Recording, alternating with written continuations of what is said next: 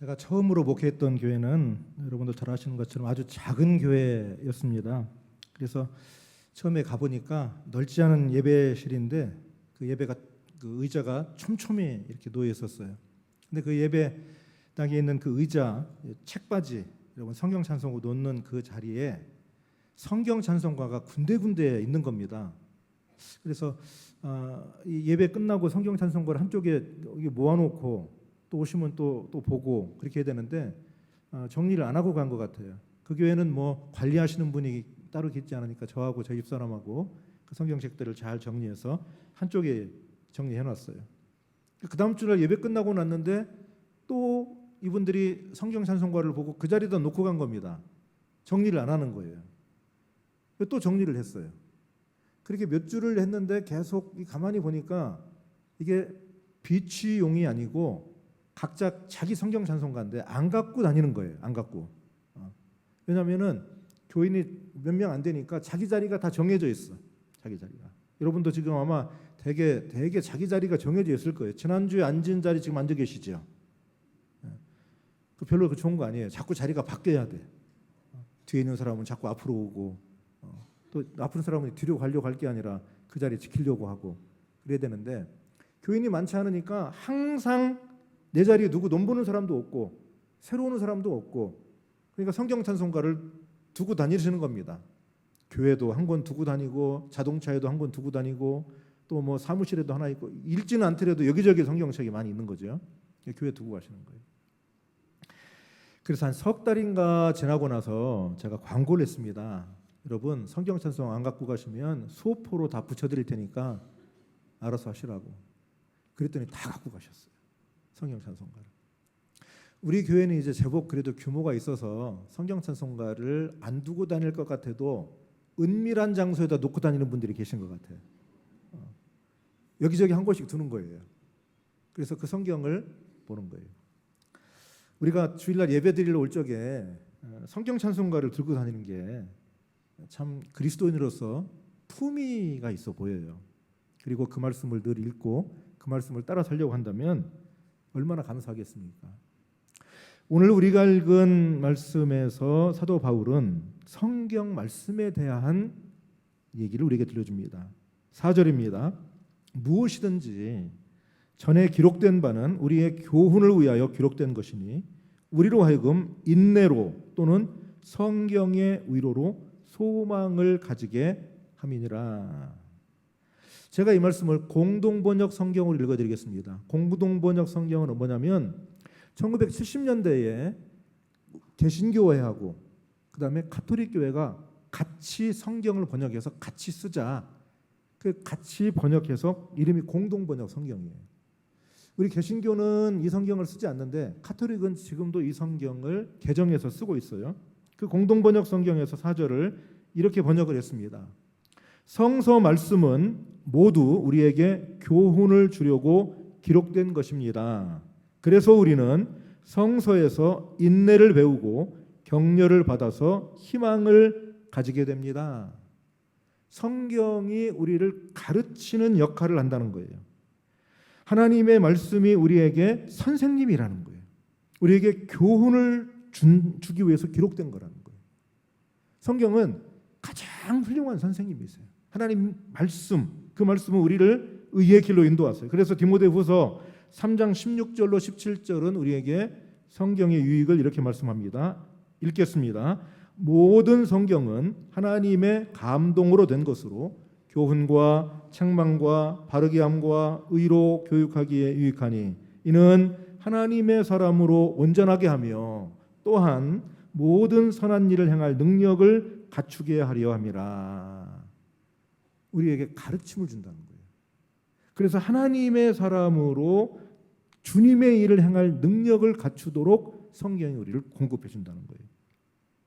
오늘 우리의 본문으로 돌아와서 4절에서는 무엇이든지 전에, 이거는 성경을 얘기하는 겁니다. 성경책에 기록된 바는 우리의 교훈을 위하여 기록된 것이다. 우리를 뭘 가르치냐? 두 가지를 가르친다는 겁니다. 하나는 인내, 그리고 위로를 주신다는 겁니다. 그래서 우리의 삶을 희망이 있고 소망이 있는 삶을 갖도록 만드신다는 거예요. 우리 그리스도인들에게 가장 중요한 덕목 중에 하나는 인내인 것 같아요. 인내, 참는 거. 그래서 오늘 본문에서도 성경의 말씀이 우리에게 인내를 가르친다고 말씀을 하고 있어요. 인내를 가르친다. 우리는 인내를 어디서 배우냐면 예수 그리스도의 십자가를 통해서 인내를 배워요.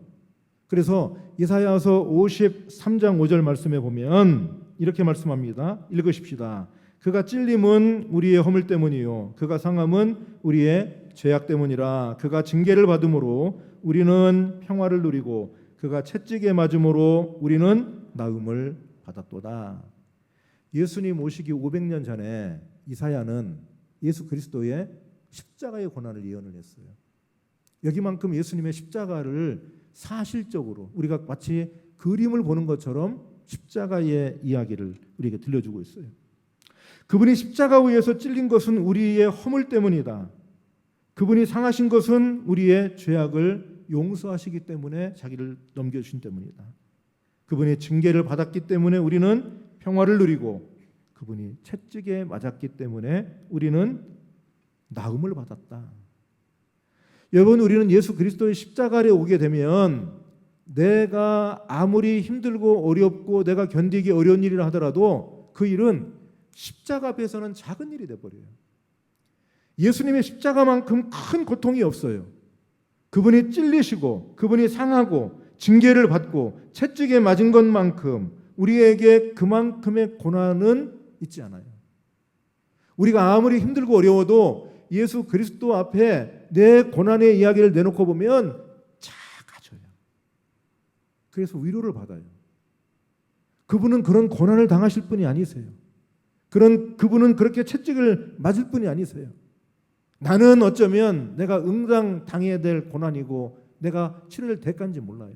그렇지만 예수님은 그렇게 하시지 않아도 될 분인데도 불구하고 고난을 당하셨기 때문에 내가 내 힘들고 어려운 일을 주 앞에 내놓고 보면 작아져요. 교회마다 교회 지붕 꼭대기에다 십자가를 달아놓습니다. 교회라는 사인이기도 하지만 삶에 지치고 어려운 사람들이 하늘을 바라볼 때 그 십자가를 보라는 거예요. 예수를 믿지 않는 사람들도 저 십자가를 바라보며 그렇지 예수라고 하는 분이 십자가의 고난을 당하고 못 박혀 죽었다는데 내가 당하는 고난과 어려움은 거기에 대하면 아무것도 아니지. 예수 믿는 사람은 더 말할 것도 없지요. 저 예배당 지붕 꼭대기에 매달린 십자가를 바라보면서 그렇지 나를 위하여 죽으시고 고난당하신 예수 그리스도의 십자가를 바라보며 내가 당하는 어려움을 내놓고 보면 위로받지 못할 것이 없는 거예요. 치유받지 못할 것이 없는 거예요. 회복되지 못할 것이 없는 거예요. 그래서 예배당 꼭대기에다가 십자가를 매달아 놓고 온 세상 사람들이 힘들고 어려울 때마다 십자가를 바라보라는 거예요. 그래서 우리는 인내를 배워요. 오래 참는 걸 배워요. 십자가에서 내가 당하는 고통도 견뎌내게 돼요. 우리는 예수 믿는 사람에게 가장 중요한 것이 사랑인데 그 사랑을 이야기하는 고린도전서 13장에서 사랑에 대한 이야기를 하면서 인내와 관련된 말씀을 우리에게 들려줍니다. 13장 5절로 7절 우리 한번 좀 길지만 읽어보겠습니다. 사랑은 오래 참고 사랑은 온유하며 시기하지 아니하며 사랑은 자랑하지 아니하며 교만하지 아니하며 무례히 행하지 아니하며 자기의 유익을 구하지 아니하며 성내지 아니하며 악한 것을 생각하지 아니하며 불의를 기뻐하지 아니하며 진리와 함께 기뻐하고 모든 것을 참으며 모든 것을 믿으며 모든 것을 바라며 모든 것을 견디느니라. 사랑에 대한 말씀을 하고 있는데 인내와 관련된 말이 세 가지가 나와요. 이 3절 속에. 먼저 사랑은 오래 참고 참되 오래 참는데요. 7절에 가면 모든 것을 참으며 우리가 인내하기 어려운 모든 것 들어가는 거예요. 내가 잘못해서 당하는 고난도 있어요. 내 죄 때문에 당하는 고난도 있어요. 뿐만입니까? 내가 예수 그리스도를 믿는 믿음 때문에 믿음의 대가로 당하는 고난도 있어요. 그리고 성경에 보니까 애매하게 당하는 고난도 있어요. 뭔지를 알 수가 없어요. 애매하게 당하는 고난도 있어요. 그걸 기쁨으로 받으라고 성경은 이야기를 하고 있어요. 어떠한 고난이 되었든 간에 모든 고난 앞에 인내하는 거. 그래서 모든 것을 참는 게 사랑이래요. 그리고 이 이야기를 마무리하면서 7절 마지막 부분에서 모든 것을 견디느니라. 모든 것을 견디느니라. 오래 참고 모든 것을 인내하고 그리고 모든 것을 견디느니라. 이 동물들은 참 그 독립심이 강한 것 같아요. 특히 뭐 소라든지 뭐 또 사슴 이런 동물들 또 웬만한 동물들이 다 비슷한 것 같아요. 임신을 해가지고 이게 배가 불렀다가 이제 출산을 하게 되면 그 새끼가 엄마 뱃속에서 나와가지고 말이죠. 엄마 뱃속에서 있는 분비물 같은 게 그냥 끈적끈적한 것들이 그냥 묻어 있어요. 근데 땅에 툭 떨어지죠. 이 동물들은 서서 이제 새끼를 낳으니까 툭 떨어져. 그 연약한 것이 툭 떨어져가지고 근데 그게 버둥버둥 거리면서 그 연약한 다리로 땅을 짚고 일어서려고 그래요. 몇 번 이렇게 주저앉았다가 쩔뚝거리다가 일어서요. 그리고 본능적으로 절뚝거리면서 말이죠. 온 몸은 다 분비물로 다 덕지덕지한데 엄마 품속으로 파고 들어가요. 그러면 그 어미가 자기 혀로 그 분비물을 다 핥아서 다 깨끗하게 털을 깨끗하게 만들어줘요. 참 동물들은 나자마자 재구실을 해 일어서고 말이죠. 걷고 어미 품으로 가고. 근데 사람은 태어나가지고 자기 스스로 할 수가 없어요. 누군가 탯줄을 끊어주고 묶어줘야 돼요. 그것뿐만입니까? 먹여줘야 되죠. 자는 거 돌봐줘야 되죠. 어디 아픈지 챙겨줘야 되죠. 일어나 걷는데 빠르면 한 10개월이면 걷지만 대개 한 1년은 가야 돼요. 짐승들은 태어나자마자 그냥 쩔뚝거리면서 어떻게 몇 번 절뚝절뚝 하다가 일어나서 걸어서 엄마 품으로 가는데 사람은 태어나면서 10개월, 11개월, 12개월 그것도 단번에 일어나지 않는다고 그러지 않습니까? 수천 번, 수만 번을 주저앉았다가 일어났다가 반복해서 일어난다고 그러잖아요. 아이들도 지혜가 있는 애들은 벽을 짚고 어떻게 지탱해서 일어나고 섰다가 또 주저앉고 엄마 아빠가 모르는 사이에 끊임없이 연습을 해가지고 얘들이 쓴단 말이죠. 그렇게 쓰는 것도 1년 걸리는데 사람 노릇하는 거는 시간 더 걸려요. 사람 노릇하는 거는. 저희 집에 가면 저희 집 사람이 저한테 저보고 가끔 아들이라고 그래요. 큰아들이라고. 철이 안 들었다고. 집집마다 큰아들이 하나씩 다 있다고 그래. 아마 여성들이 보기에는 이 남성들이 철이 들드는 것처럼 항상 보이나 봐요. 오죽하면은 사람이 철 들면 죽을 때가 됐다고 그러겠어요. 철이 쉽게 안 드는 거예요. 사람 노릇하기가 어려운 거예요. 사람 구실하기가 참 어려운 거예요. 오늘 우리가 읽은 이 로마서 15장 바로 앞에 14장에서 주로 한 얘기가 뭐냐면 믿음이 연약한 자를 받아줘라. 믿음이 강한 사람이 그 믿음이 약한 사람들이 하는 얘기를 비판하지 말고 받아줘라.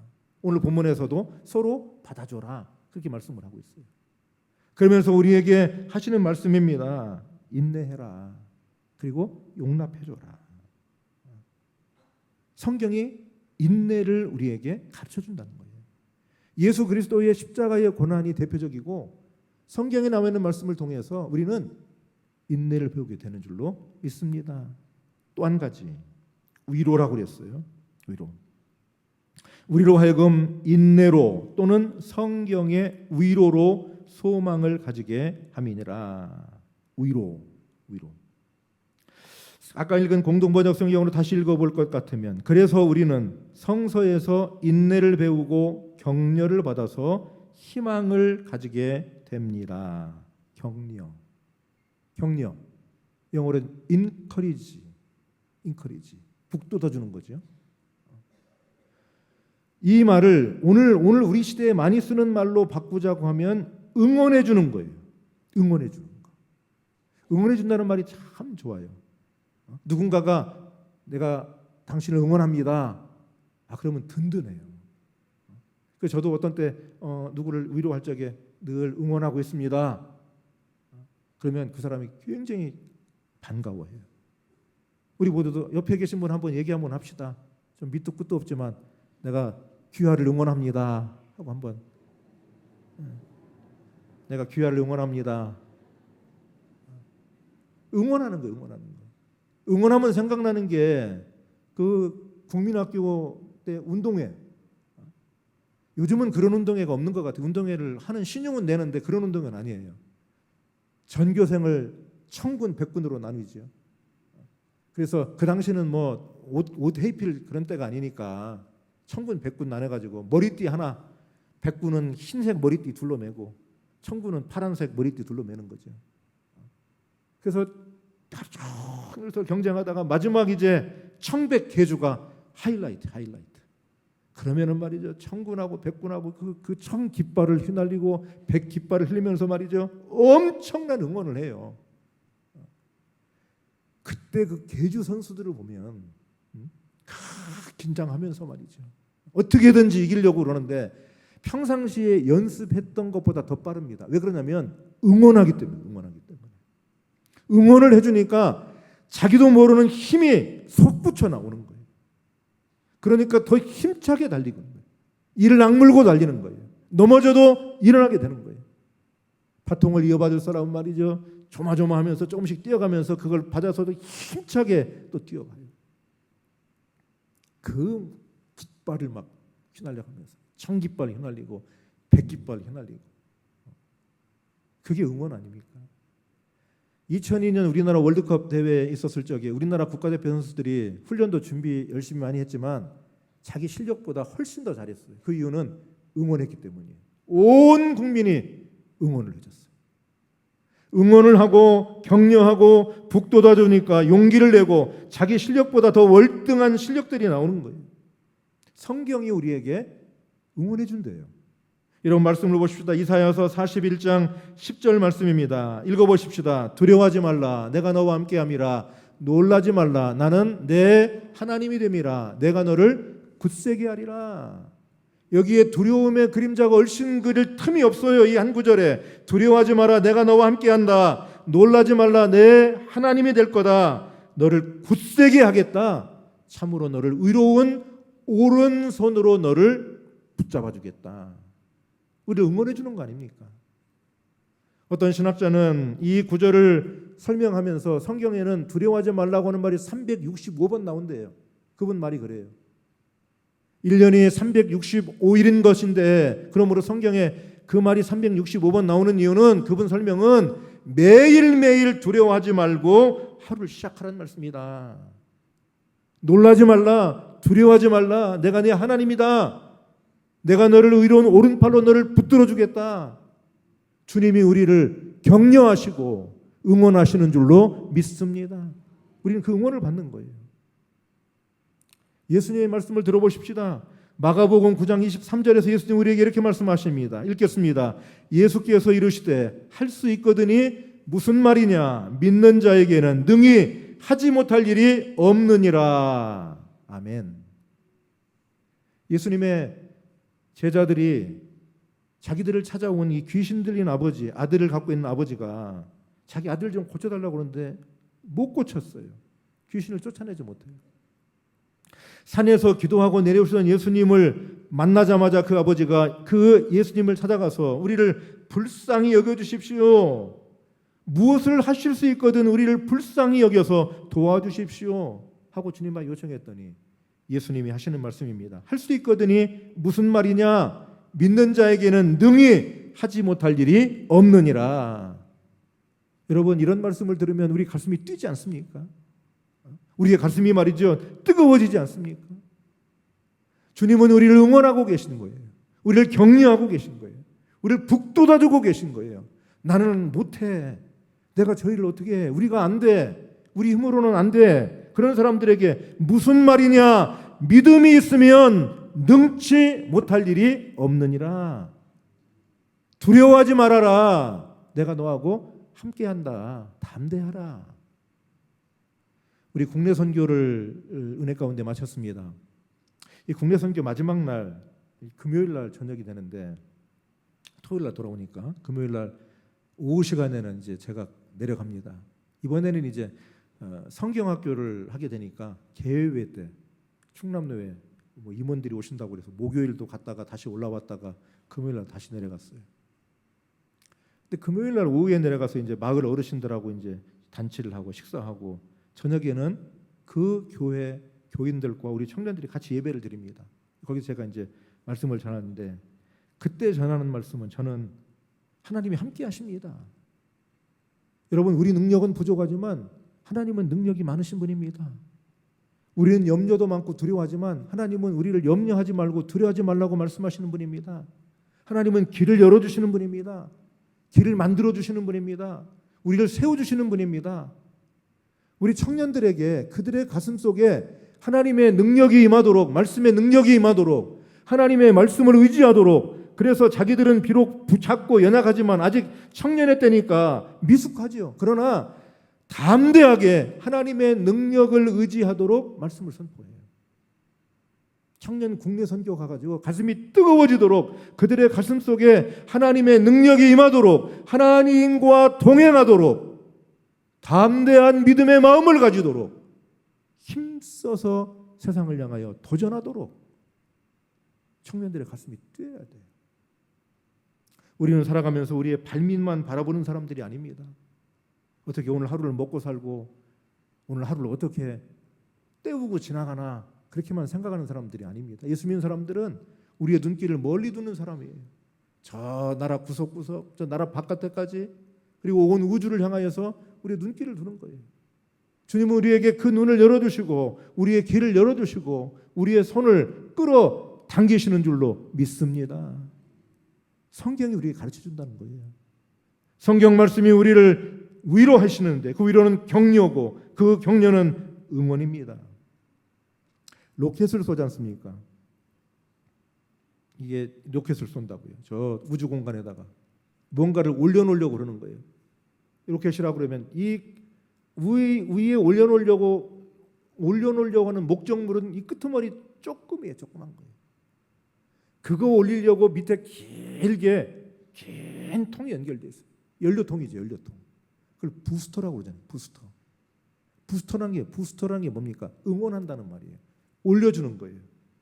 그래서 올라갈 적에 1단계가 이 연료를 다 소비하면 이 껍데기는 버려버려요. 그 다음 단계가 또 연소를 해서 또 추진해서 올려버리는 거예요. 2단, 3단까지. 그렇게 해서 마지막 목적지에 올라가서 요거를 우주 공간에다가 내려놓거나 연결시키는 거죠. 아니면 뭐 저 달에다 갖다 던지든지 화성에다 갖다가 착륙을 시키든지. 근데 그 밑에 끌고 가는 게 올려주는 게 부스터예요. 부스터. 오늘 우리에게 가장 강력한 부스터는 하나님 말씀 속에 있습니다. 성경 속에 있습니다. 우리를 격려하시는 겁니다. 우리에게 응원하시는 주님이 계십니다. 오늘 4절을 통하여 우리에게 주신 말씀처럼 무엇이든지 전에 기록된 바는 성경에 기록된 바는 우리의 교훈을 위하여 기록된 것이니 우리로 하여금 인내로 또는 성경의 위로로 소망을 가지게 함이니라. 우리가 성경 속으로 들어갈 적에 성경은 우리에게 인내를 가르쳐 줍니다. 인내를 배우게 합니다. 그리고 우리를 위로해 주십니다.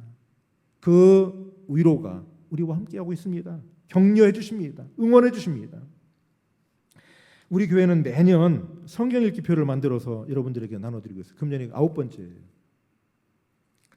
오늘 읽어야 할 장소가 어디냐면 8월 17일 에스겔서 15장부터 17장이에요. 혹시 이걸 안 읽고 계신 분은 오늘 갖고 가셔서 읽기 바라요. 그런데 갖고 가셔서 창세기부터 읽어야지 그렇게 읽지 마시고 오늘 분량부터 읽으세요. 에스겔서 15장부터 17장. 성경을 읽다 보면 항상 우리는 창세기 1장부터 시작을 해요. 그러니까 창세기는 재밌으니까 읽어요. 출애굽기도 그러면 읽을 만해요. 근데 레위기에 가면 책을 덮어. 그래서 성경을 보면 창세기, 출애굽기만 손때가 묻어 있고 레위기부터는 깨끗해요. 그러니까 그 뒤는 뭐가 있는지 잘 몰라.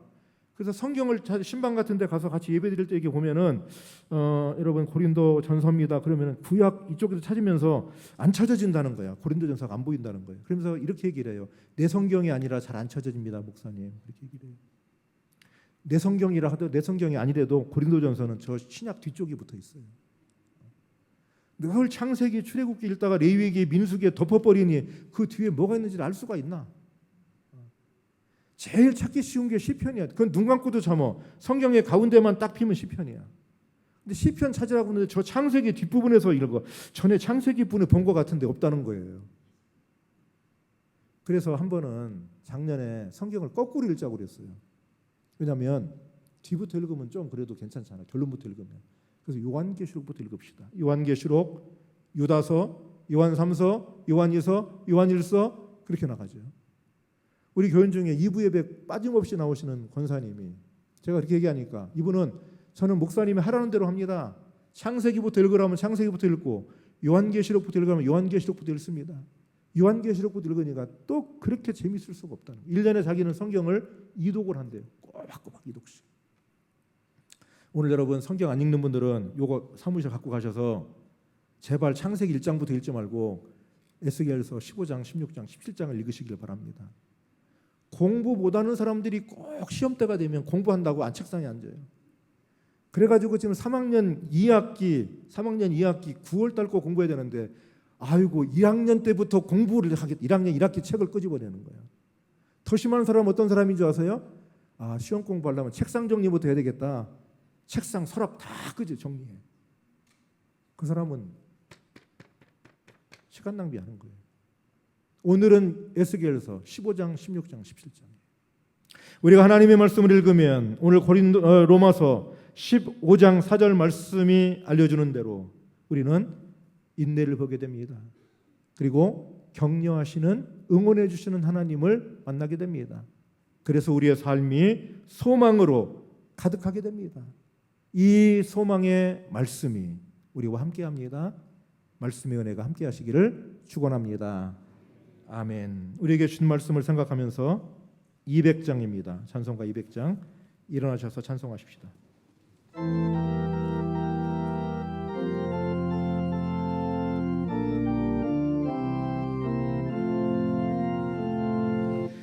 달고 묘한 그 말씀 생명의 말씀은 귀한 그 말씀 진실로 생명의 말씀이 나의 길과 믿음 밝히 보여주니 아름답고 귀한 말씀 생명샘이로라. 아름답고 귀한 말씀 생명샘이로라. 귀한 주님의 말씀은 내 노래 되도다. 모든 사람을 살리는 생명의 말씀을